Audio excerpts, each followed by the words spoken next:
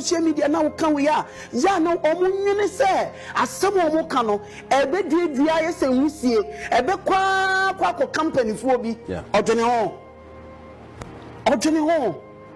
Sebi, obebie ni wono mo a wokwa yesi fie bie ni wa mensani enti wo a wutie me emma ne chitiri ansa na bakọ ware no ma be ma ne nsan paper no nka se adwuma we o ma unyai da because emma no bebre ye also wo de ye na o ya memu akoso boa wo wie ye o se ja adwuma no wanja ya me beja ho no be fair because adwuma na obehu me adwuma na hu me a wo pɛ me enti wo pɛ me na wo se mia na wo dɔ me no e so dɔ me bibia enti na me wa asemi ka me se be ma ka so pɛwa bisa na se ba ko pɛ ma me adenti na wo dɔ me se onya reason ye enti odɔ wa ono.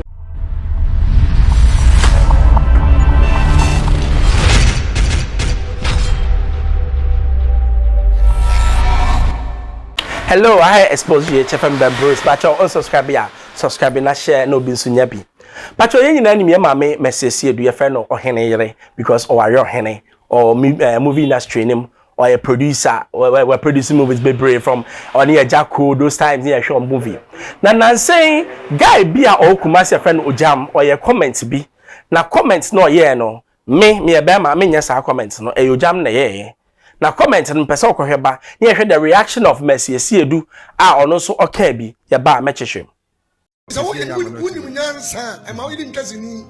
wo so dey wo ye be ma na ye badwem ba e ma wo di ntwasini because Ogyam gina kase gina social media e bie na no kase be ma bia na dwene mu da ho awunim wodi mpanifo bebre atem including me kunu because me kunu what semase eni madwuma ayeye. Enti Ogyam sabi serious person bi enu a Ogyam asema ko beti ana se sabi badwen ba bia te se ne ono ka no bi enu ho befa Ogyam serious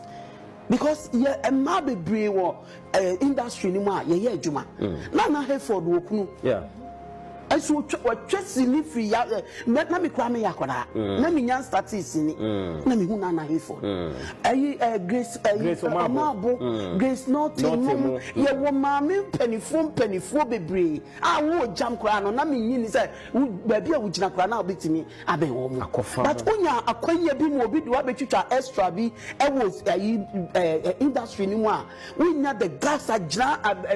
the whole you say ba ma bia wo nimu nyansa ana dwemu da ho e ma na yiri nkotwasini what the hell is that? Okay.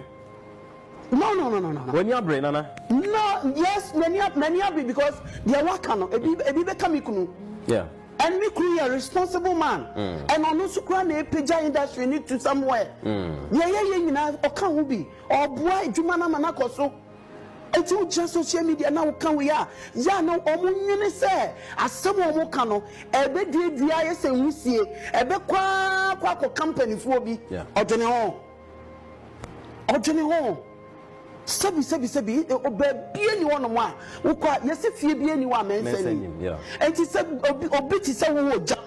wotimi anya akwanya ba industry no no obenya ade efo a eno nkyere se sana industry no emutie ya wo ma wo mu bu wo mu ya wo ma o mu di wo mu ni ya wo ma o mu show mu so o mu ye career women o mu industry no because industry no enye joking enye nkwala de enye Ghana ha ne ye movie industry ye industry ni ye ya ye wo mu na nkasa no ye mu ye ho na wiase how you carry yourself no e no bi o gina nchen o mu say e no mo ma ye dwuma o mu ma ye respect artist and the industry no okay because one out here adwuma mu no wo gina bonte kan some freeway na ne all share no house obe wo gina on say mu obi na sebi ya anya nka wo abewram bi say ya anya industry no enye nipa bi na gina ye no mu so mu no mu ye ya na nka wo obeba abewram bi so ko baba ye so we be friend so called ata one ka say no why na ade ni anim wo industry ade kwa na Ogyam person o kire o ye wo industry no o ye hwan wo mu san o person o kire exactly a o tubetini nya akukudu agina media aka sansam fo no ade no de na me say sansam wo ye o kan me nim say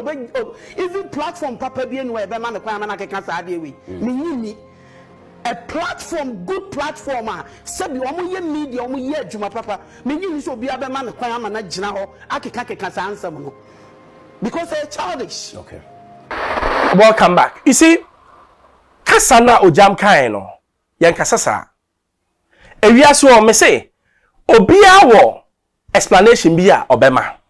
And there's always what we call an exception to every rule. Ebia oba me worry no enye sa oba na be worry. Enti na Uncle Ogyam e say go say ono on worry obia otwaseni for his purpose and his whatever.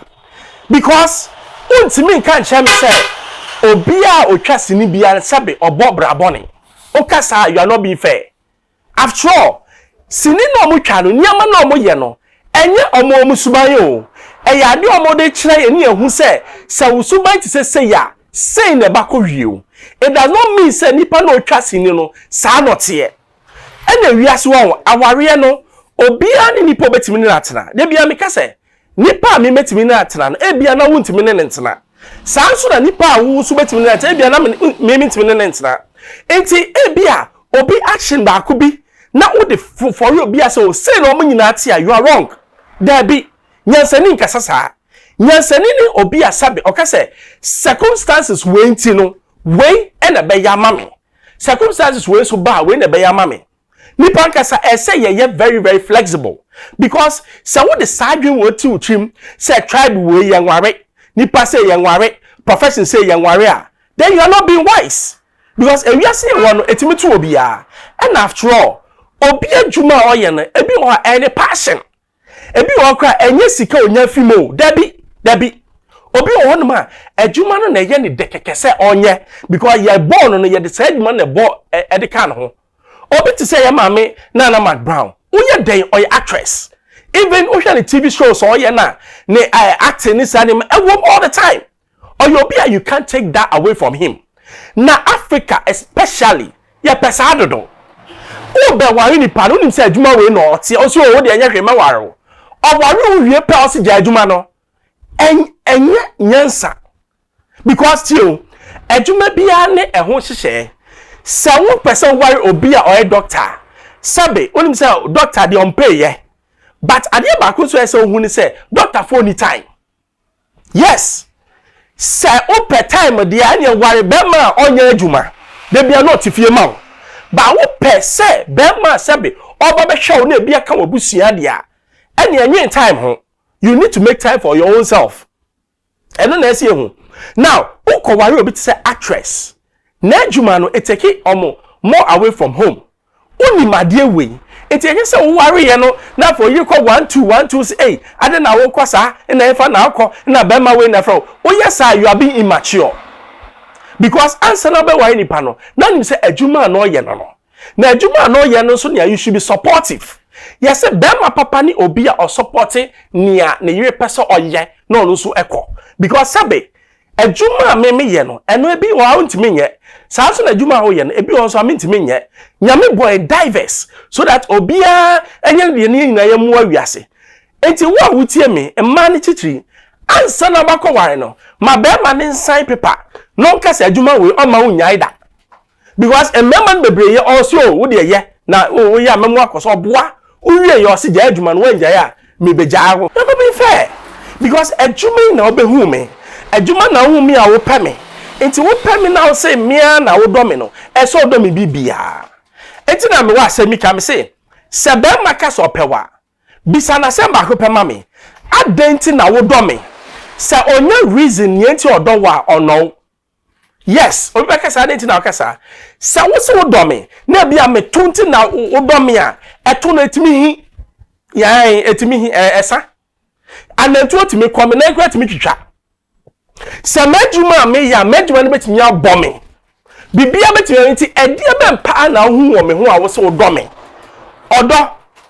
mami cho de rawe me ne ofodo odo odo bi a yeyi bibia afi ni ho na aka nipa ne nko na say yes me do enu ti na sabe ye kodam mu a ye nyina ye woro ye ho no we are naked enti emma obi nka se wo de wano wie enti na mepew wano no ebetimi ase obebo abrewa ono obi ma na emma obi nya reason to love you fine said nipa do as a whole or with ni being entirety and a member so me pa cho mo kill talents udu baby adwuma na nipa ne ye no eno no ye wo hwe na ntimi enkoware enkom na ukobie jawia se adwuma ntimi ware wo yes ah waso ba hye I expose you HFM members but don't subscribe na share my manual bye bye.